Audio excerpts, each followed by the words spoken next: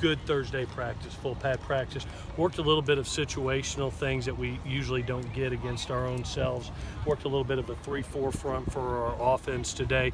About half the teams we'll play next year will be an odd front, and worked some 22 personnel, some heavy packages for our defense to prepare for teams like Stanford and those that play with fullbacks and heavy personnel. So good day to get those situations for us. Really excited about Saturday. We'll be in a situational scrimmage again, get some live tackling, and see where we are after week 3, practice 9. So a lot of fun there. Excited about our coaching clinic that happens tomorrow and Saturday.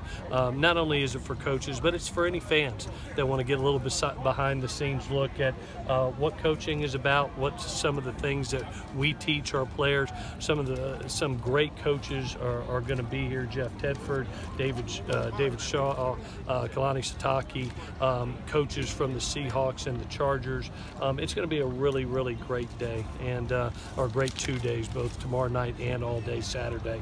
Saturday's practice is open to all our Trojan family. Hope everybody will come out. It'll be a great day. Hopefully it's just like this week. It's been pretty. With that, I'll take any questions that you have. What have you seen from Ikili and Bubba this spring? Yeah, I tell you what, it's really a great opportunity for YK and Bubba, as well as Isaiah and Talanoa and CJ Pollard, to be able, with Chris Hawkins leaving, that had a ton of experience, a very instinctive and smart guy, for them to get those reps and step up and compete for that job. We're 85% of the time we're a 5 DB core, and to have that level of talent there at that position right now is great. YK, being the elder statesman, has had a lot of reps and a lot of experience. You can see that on the field, and he's played dual positions for us. He's been a nickel, he's been a safety, so conceptually he gets the whole thing. Bubba has shown exactly what he is, what we saw in high school, a very physical, athletic talent. I look forward to seeing Isaiah get even healthier. He's been limited from contact, but to see his movement at a 6'3" body, 210 pounds, has been awful impressive. And then Talanoa walking on the field and coming, he should be in high school right now, and making plays. He made 2 really very instinctive plays today that jumped out at you. I've been impressed with him. And CJ Pollard kind of reminds me of Chris Hawkins, I'll be honest with you. He just always gets everybody lined up right. He's always in the right spot and makes a play. So very solid at that position. I look forward to the continued competition and seeing how that pans out. Jordan Iosefa wasn't practicing today. Did he get dinged up? Bad tooth. Had a tooth abscess and had a root canal. So we took a day off for a bad tooth to make sure it doesn't get infected. What's Jacob's situation? He's got a knee injury, non-surgical, just rehab, and he'll be out for the rest of the spring. Okay. Yeah, it's severe enough that it's a multi-week rehab. So it's going to be right up against the brink of the spring game. So we're going to let it get fully healthy and bring him back for training camp.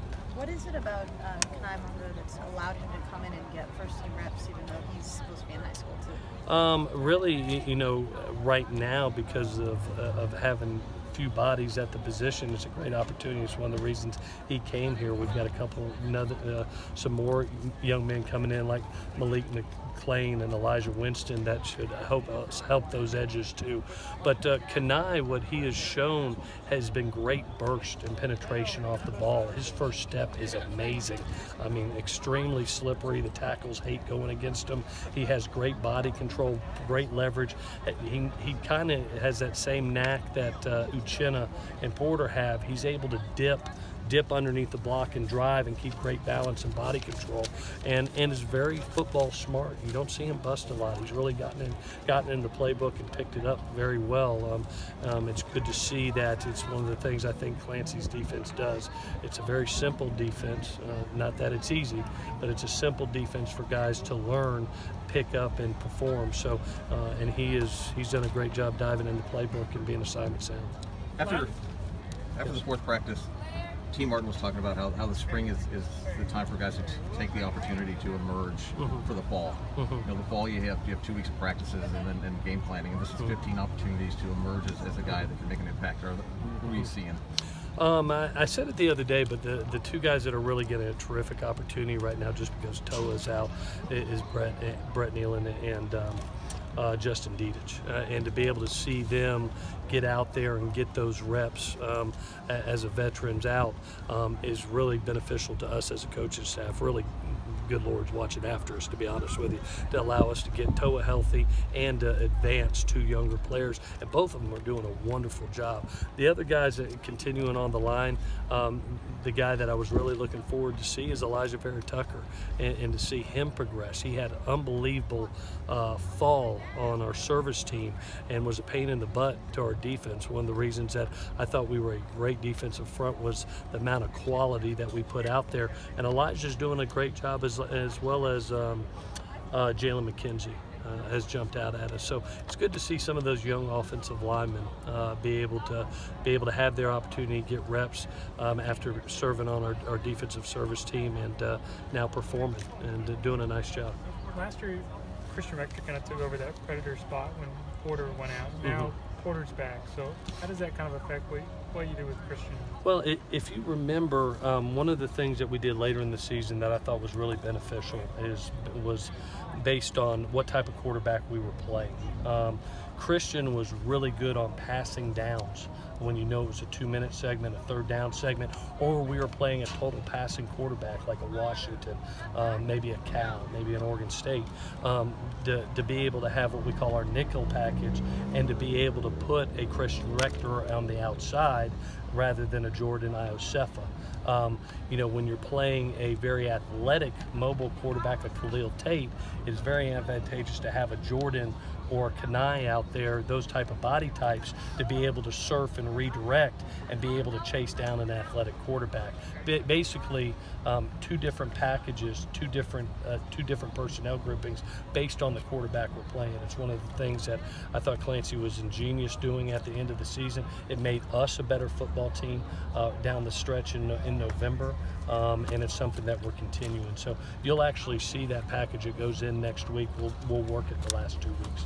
How different does Biggie look for this year? He just has a whole different feel about him. His mindset, and I commended him last week on it. His mindset is so different. The way he's approaching. I think it always happens when you go into your last season.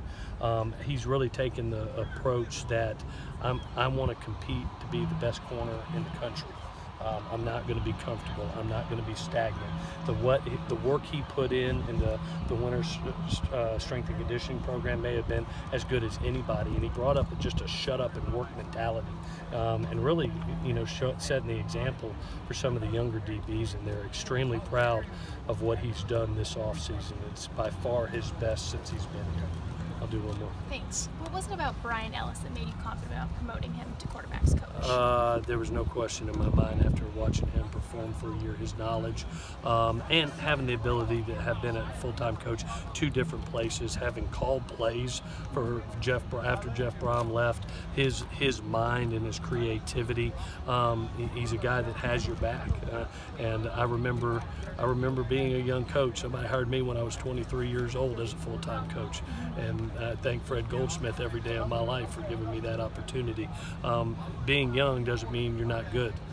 Coach McVay can tell you that at the Rams. He is a brilliant coach that I think is going to be a star in this profession, and I'm so glad he is here. It makes my job easy. You give him any advice